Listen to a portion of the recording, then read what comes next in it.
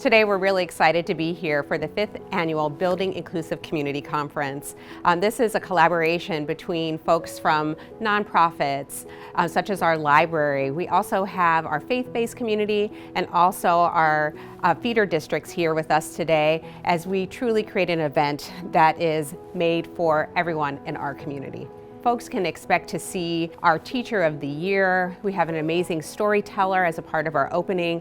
We love being able to feature the talents of so many of our students. And again, the nice part is that we can experience different learning sessions, and it culminates in a luncheon where we all get together and have conversation and kind of talk about all that we've experienced in the course of the day, focusing in on what it truly means to have an inclusive community. I was excited to be part of the event today because I was a part of it last year, and all of the presenters were amazing. I actually have seen Nestor Gomez perform a number of times, and he's wonderful. These are lessons that apply to everyone. Like, as a school, we talk to our students all the time about equity and belonging, especially in Student Equity and Belonging Committee, but these are lessons for our teachers to understand about kids and our parents in the community to understand about each other. I think just the environment of equity and inclusion that we're trying to create is useful for everyone.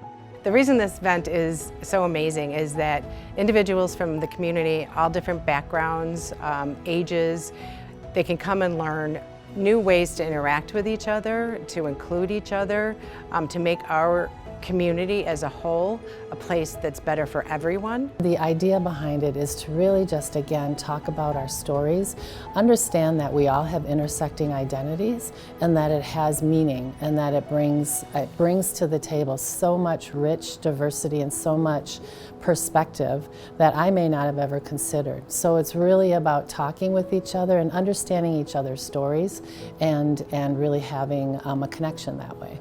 It's just super exciting to see it grow to an on-campus event with over 150 registrants coming to LT to share their stories, to share resources, and to learn as much information as we can about really truly creating that sense of belonging that we want in our community.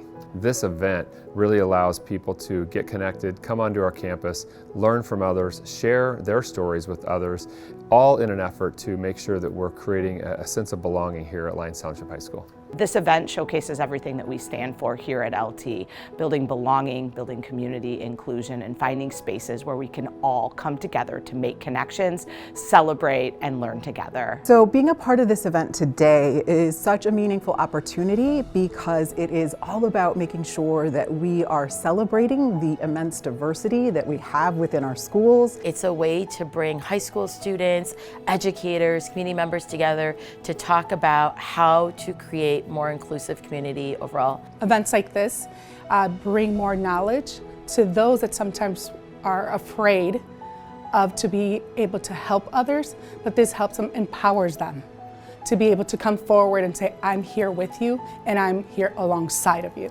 We are making a difference. We are making changes and we are being heard. And we're able to speak for those that do not have a voice by events like this.